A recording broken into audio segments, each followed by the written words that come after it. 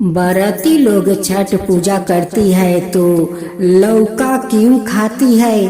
क्योंकि एक दिन भोलेनाथ अपना कैलाश पर सारे दाल सब्जी फल मूंग घर में भर दिए थे, लेकिन लौकी लियाना भूल गए थे। उसी कैलाश पर एक आदमी 2-4 लौकी बेच रहा था। माँ पार्वती जब देखती है तो लौकी वाला को बुलाकर वो सारे लौकी ले लेती है। वही लौकी खाकर माँ पार्वती छठ व्रत करती है। उस समय से लोग चौथ का दिन लौकी लगता है। वो लौकी बगैर छठ पूजा शुद्ध नहीं होता है, क्योंकि लौकी खाकर माँ शांत रहती है। तब से आज तक उस लौकी का परंपरा छठ पूजा में चला आ रहा है। तो अब आइए हम लोग सुनते हैं छठ माता के गाथा। एक घर में 3 परिवार थे, एक सास और बहू और बेटा। 3 आदमी रहते थे। बहू का अभी 2 साल शादी का हुआ था, अभी उनकी कोई संतान नहीं हुए थे, लेकिन वो लोग बहुत गरीब थे। पति उनकी बाहर में एक मालिक का घर में गाय भैंस का देखभाल कर रहे थे और उनकी सासू माँ आदमी का घर में काम करती थी। छठ पूजा सामने आ गया था। बहू कहती है अपना सासू माँ से कि माँ जी, मैं चैती छठ का व्रत करना चाहती हूँ। सासू माँ कहती है कि बहू, तुम जो छठ पूजा करोगी 3 दिन उपवास रहोगी, लेकिन हम लोग के घर में तो तुम जानती हो कि हम लोग के संसार में कितना तकलीफ है, कितना दुख तकलीफ सह कर हम लोग चलते हैं। बहू कहती है कि नहीं माँ जी, मैं चैती छठ करूँगी, मैं करूँगी, चैती छठ जरूर करूँगी माँ जी। बहू कहती है कि माँ जी, आप जिसका घर में काम करती है उससे कुछ ज्यादा पैसा मांग लीजिए, बाद में काम करके शुद्ध कर दीजिए। उधर आपका बेटा मालिक का घर में गाय भैंस का देखभाल करते हैं, उनका घर से कुछ पैसा मिल जाएगा तो आराम से हम छठ पूजा कर लूंगी माँ जी। छठ पूजा भी सामने आ गया। सासू माँ जाती है अपना मालकिन के घर में काम करने। मालकिन से कहती है कि मालकिन, काल तो चौथ है, काल मेरी बहू छठ पूजा करेगी, काल नहा कर खाएगी, आप कुछ पैसा ज्यादा दे दीजिए, बाद में आपको काम करके शुद्ध कर दूंगी। मालकिन कहती है कि ठीक है, काल मैं देखूंगी। काल जब सासू माँ काम करने जाती है, कहती है कि मालकिन कुछ पैसा दे दीजिए, नहीं हो तो कुछ आटा का पिसान दे दीजिए। वो मालकिन क्या करती है कि वो जो आटा चाल चाल कर भूसी रखी थी वो ही दे देती है सासू माँ को। कहती है कि यही भूसी है, ले जाओ, आज तो मेरा घर में कुछ नहीं है। चौथ का दिन तो जैसे तैसे उनकी गुजारा हो गया, लेकिन खरना के दिन उस औरत उसे भूसी देती है। उसी भूसी का बहू 2 लीटी लगा लेती है। कहती है कि यही मैं छठ माँ को भोग लगा दूंगी। खरना पर उनकी बहू उहे 2 लीटी भूसी का छठ माँ के भोग लगा देती है। गोर लाग लेती है या लाग कर पानी पी कर रह जाती है। चंपा का पति अपना मालिक से कुछ पैसा मांगते हैं कि मेरा घर में छठ पूजा है, मालिक कुछ पैसा दे दीजिए। मालिक कहता है कि मेरे पास अभी पैसा नहीं है, जाओ सामने महीना में तुम्हें पैसा मैं दे दूंगा। उधर मालिक भी कुछ नहीं दिया, इधर मालकिन भी आटा को भूसी देती है। उनकी सासू माँ भूसी लिया कर अपना बहू को देती है। उस दिन उनकी बहू का हाथ में 1 रुपया था। उसी दिन एक आदमी 1 लौका बेच रहा था। बहू कहती है कि छठ माता को तो लौकी बहुत पसंद है, मैं इसी लौकी को मैं जाकर जल में खड़ा होकर अर्घ दूंगी। जो भूसी का रोटी वो छठ माता का भोग लगाई थी, वो रोटी उठाकर केला के पाता में रख दी थी। वो दोनों लीटी सोना का छठ माँ बना दी थी। उस लौका में से बहू आधा फाल्टी लौका घर में रख देती है और आधा फाल्टी घाट पर लेकर अपना सासू माँ के साथ जाती है। उसी लौका को लेकर गंगा में खड़ा हो जाती है और छठ माँ से गुहार करती है कि माँ इस लौका के सिवा मेरे पास कुछ नहीं है, इसे शिकार आप कर लीजिए।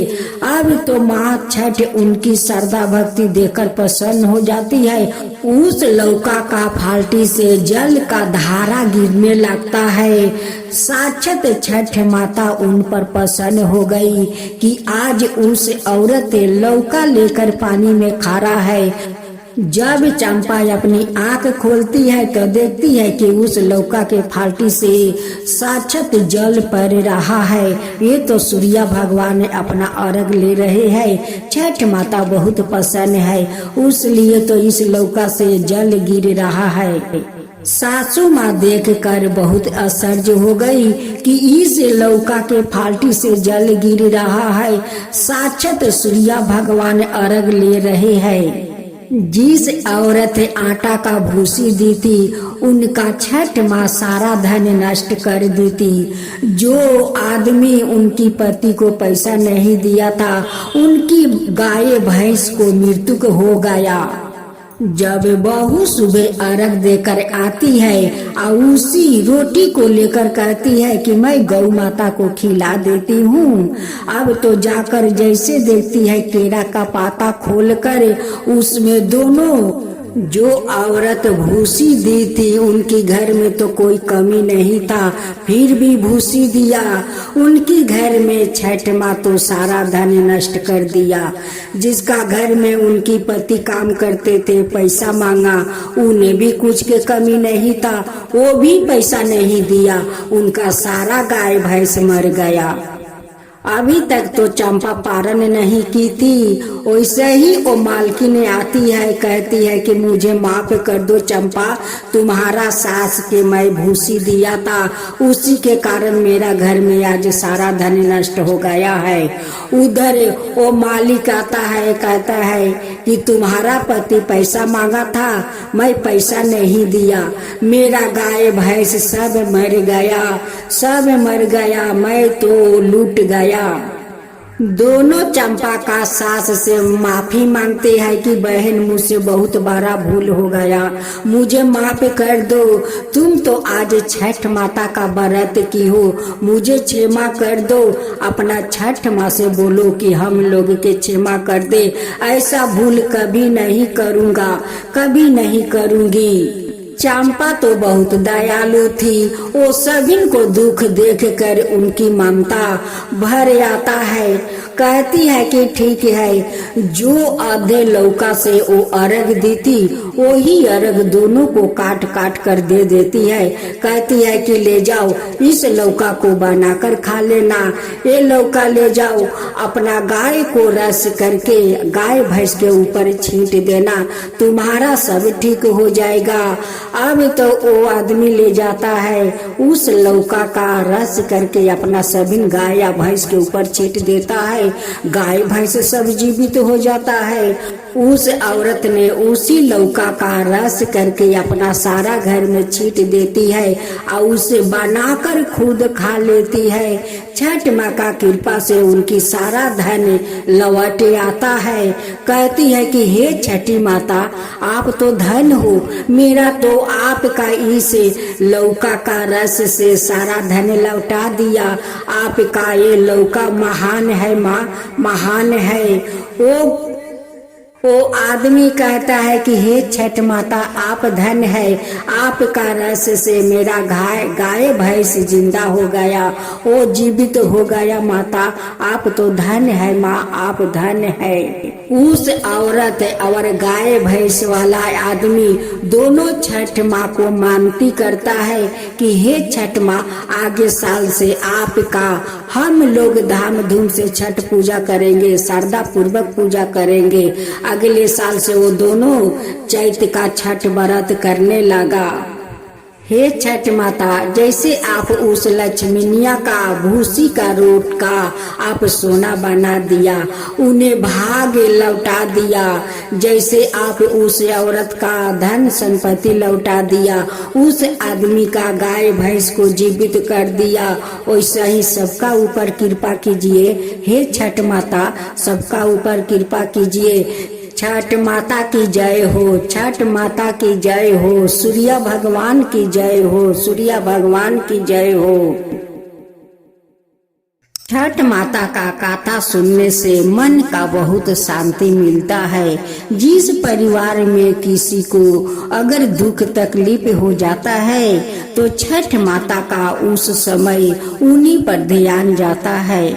माँ कहती है कि हे छठ माता, मेरे परिवार को रक्षा कीजिए, मेरे परिवार पर आप ध्यान कीजिए। हे माता, मेरे परिवार को रक्षा कीजिए।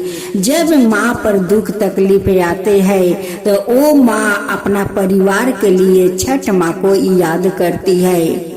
यहाँ तक कि एक माँ अपना परिवार के लिए छठ माँ को मानत मांग लेती है कि हे माँ, अगर हमारा परिवार ठीक हो जाएगा तो आपका श्रद्धा पूर्वक व्रत करेंगे। छठ माता का गाथा जरूर सुनना चाहिए, क्योंकि गाथा सुनने से बहुत मन का शांति मिलता है। अब हम लोग छठ माता का गाथा सुनते हैं। छठ माता की जय हो, छठ माता की जय हो। एक गांव में एक पति पत्नी रहा करते थे। उनकी एक ही बेटा था, लेकिन वो लोग बहुत गरीब थे, बहुत गरीब। उनके पति जो काम करते थे उससे उनकी संसार नहीं चलता था। उस औरत का नाम मुनी था। मुनी का महके वाले वो छठ पूजा करते आ रहे थे, उसलिए मुनी चैती छठ वो करते आ रही थी, क्योंकि उनकी नैहर का परंपरा चला आ रहा था। वही परंपरा को निभा रही थी। वो एक भी चैती छठ नहीं छोड़ती। मुनि का संसार बहुत तकलीफ से चल रहे थे। वो जैसा तैसा अपना संसार वो चला रही थी। एक दिन मुनि का पति अपना पत्नी से कहते हैं कि देखो, अपना मुल्क में मैं काम करता हूँ, लेकिन जो पैसा मिलता है उससे तो हम लोग के संसार नहीं चलता है। देखो, मैं परदेश जाऊंगा, वहाँ पर शायद मेरा ज्यादा पैसा मिल जाए तो मैं एक बार कमा कर साल में एक बार आऊंगी और तुम धाम धूम से चैत छठ करना। जो भाग्य में विधाता लिख देते हैं वही होता है, दूसरा होता नहीं है। कोई अपना मुल्क में रहे और विदेश में जाए, उनकी वही जो भाग में लिखा होगा वही आएगा, उससे ज्यादा नहीं आएगा। मुनि का पति यही सोचकर विदेश में जाता है। वहाँ पर जाकर एक माटी काटा के काम मिलता है। उस माटी काटा में बहुत कम पैसा था। उस माटी काटा में हिसाब से पैसा मिलता था। वो भी जब तक महीना नहीं लगता तब तक पैसा नहीं मिलता। जो वो लोग बाकिर साकिर खाते पीते वो महीना उठाकर उसी में भर देते थे, लेकिन हाथ में पैसा नहीं बचता। मुनि अपना पड़ोसी से बोलती कि मेरे पति तो परदेश गए हैं, आगे साल कमाकर बहुत सारे पैसा ले आएंगे तो मैं छठ माता को धाम धूम से पूजा करूंगी। उधर मुनि का पति सोच रहे थे कि जिस तकलीफ के लिए मैं परदेश में आया कि यहाँ पर कुछ ज्यादा पैसा मिल जाएगा तो महीने महीने अपना घर में पैसा बैठाऊंगी और मैं भी यहाँ कुछ खर्चा करूंगी। लेकिन नसीब का लिखा तो कोई नहीं मिटा सकता है। यहाँ पर आकर वही भी हालत है। देखते देखते एक साल बीत गया, फिर चैत महीना आ गया। इधर मुनि बहुत खुश है। अपना पड़ोसी से कहती है कि इस बार मैं अच्छा साड़ी लूंगी अपना पति के लिए, अपने बच्चे के लिए। इस बार तो मेरे पति ज्यादा पैसा कमा कर लाएंगे। वो परदेश में तो बहुत सारा पैसा मिलता है, लेकिन उनकी पति तो आए नहीं। अब मुनि क्या करती? पान फूल लेकर छठ माता का वो जल में खड़ा हो जाती है। कहती है कि माँ, मेरे पति तो परदेश गए थे, लेकिन छठ में तो नहीं आया, मैं क्या करूं? आपका यही पान फूल देती हूँ, इसी पान फूल को आप स्वीकार कर लो। मुनि जैसे अर्घ देकर अपना घर लौटती है, वैसे ही उनकी घर में साक्षात छठी मैया उन्हें दर्शन देती है। छठ माता कहती है कि बेटी, तू इतना तकलीफ करती है, लेकिन मेरा व्रत कभी नहीं छोड़ती है। तू पान फूल लेकर खड़ी हो गई, लेकिन मेरा उपवास नहीं छोड़ी। तेरा पति तो नहीं लौटे। तू जानती है कि मेरे पति परदेश गए हैं तो बहुत सारा पैसा लेकर आएंगे। वो भी वहाँ तकलीफ करता है बेटी, वो भी वहाँ तकलीफ करता है।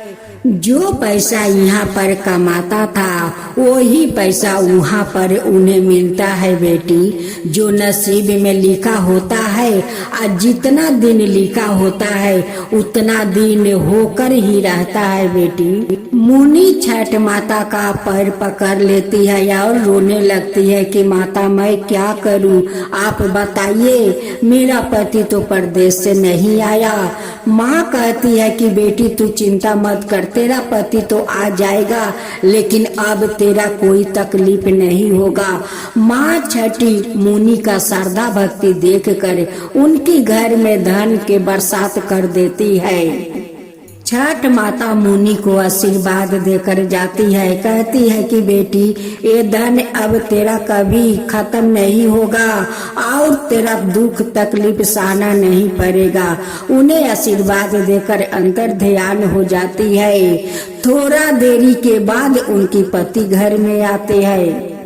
धन दौलत देखकर बहुत अचकित में पड़ जाते हैं। कहते हैं कि इतना सारा धन घर में कहाँ से आया?